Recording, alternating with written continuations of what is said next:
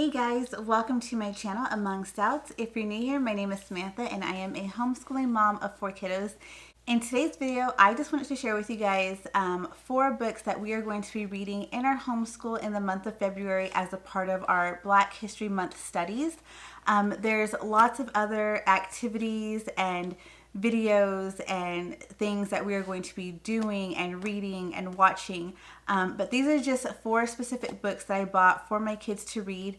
Last year we read about Martin Luther King and Harriet Tubman, and so what I wanted to do is every year, specifically in February for Black History Month, just bring in more people for my kids to learn about and read about that are African American. I try to do my best in bringing in books to our home that are a variety of ethnicities and races, because that is what our family is. My husband and I are both mixed races, and so it's important for us, for our kids, to see those races in the books and the stories that they read and the things that we watch. But specifically for this month, these are who we have chosen to read about this year, and I'm really excited to share these with you. So without further ado, let's go ahead and get into these books. So 2 of the books that I have are some familiar faces to most people, especially to me and to my husband, and these are like Hallmark people that you should know about, and so I want to include these people just so that my kids know who they are, because they are so well known and so well known in our history and in culture. And then I have some others that I'm bringing in of people that I've never read about myself. So these are 2 that we're going to be using as read alouds, and then these other 2 my kids are going to read on their own. So the first one is Who Was Rosa Parks? And so the back says, who was Rosa Parks? A girl who liked fishing, a teenager who cleaned houses to make money, the woman who took a stand by sitting on a bus. And so this is just, the Who Was books are just so good when you're trying to learn a person's story and all about them from the time that they were growing up into what they did that made them significant. So this is that one for Rosa Parks. And then we have Who Was Frederick Douglass? And this is actually one of my son's favorite men in history. He did a report. He learned about him in 1st grade, and that's who his very first presentation ever was on Frederick Douglass. So now that he's older, I thought that I could get him a book that he can read on his own, because when he's in 1st grade, a lot of those facts and a lot of the facts and information came from me doing the research for him. So now I want him to get into reading all about Frederick Douglass on his own.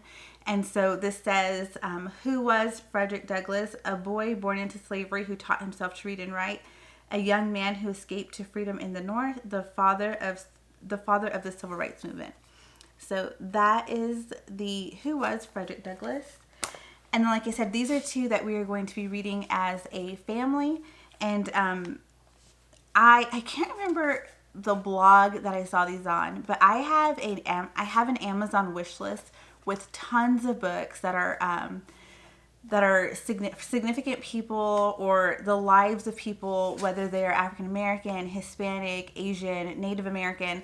I have a huge list on Amazon because I can't remember whose blog it was, but I look at various blogs, and whenever they're sharing really good living books and really good readers about people's lives that I've never even heard of, I want to bring those stories and those books into my home and read them with my kids. So these are 2 of those books. I personally have never heard of these people, and so I'm excited to read them with my kids. And so this one is Elizas Freedom Road, an Underground Railroad Diary. And that's what it looks like. And this one says on the back, a story of hope, determination, and the triumph of the human spirit. Written by Amma Powell, the wife of former Secretary of State Colin Powell. And so it says, I am Eliza. It is shortened for Elizabeth. Come April, and this spring I am to be 12 years old. It is 1854 in Alexandria, Virginia. Eliza's mother has been sold away, and Eliza is left as a slave on a Virginia farm. Eliza has only the quilt her mother left her and the memory of the stories her mother told to keep her close. It is Abby, the cook, who looks after Eliza when she isn't taking care of the mistress. One day, Eliza gathers a bit of food, the quilt her mother gave her, and her journal, then takes to the night. She follows the path and the words of the farmhand Old Joe. Travel the night, sleep the day. Keep your back to the setting of the sun. Come to the safe house with the candlelight in the window. That gal, Harriet, she'll take you. And so it says Christopher Award-winning author Geraldine Nolan imagines a young woman's journey from slavery to freedom in this intimate and powerful historical novel.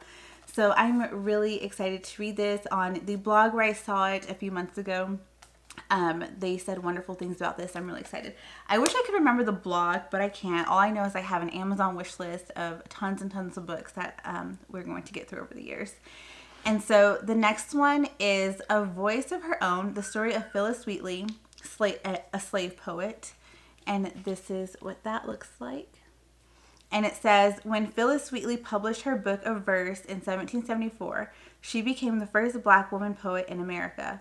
Her rise from an uneducated slave girl to one of the most highly regarded women of her time is a true testament to the triumph of the human spirit and the power of the human voice. And so, again, like that just, it sounds so, so good.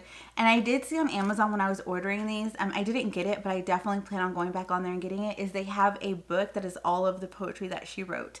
So I thought it would be fun to read this and then for my kids and I to go through poems that she actually wrote. And so I thought that they could share those at CC as a part of their presentations, just for us doing our part in bringing awareness to some other amazing men and women in Black history that even I didn't know of, so I'm sure others don't know of some of these people either. And so those are the 4 books that we are reading this year in February for Black History Month. So like I said earlier in the video, I don't only bring in these sorts of books in February. There's something that are a staple in our household throughout the entire school year. But the month of February does give us a chance to find new people and read about them and their stories that we've never heard of. And also when we know that we are interested in someone, like my son and with Frederick Douglass, and I've always just had a heart for Rosa Parks myself, and hoping that my daughter will take that on as well. So like bringing in the people that we know and just learning more about them and just using the book as a guide, and then being able to do more of our own research after that, and reading about new people that we've never heard of, and that we otherwise never would have done. February is a good time to do that. It's a good reminder to do that if you aren't already. So with that being said, guys, that is all for this video. I hope that you guys enjoyed this video, and if you did, please hit that like button. Also, if you aren't already subscribed, please go ahead and hit that subscribe button, and I will see you guys in the next video. Bye!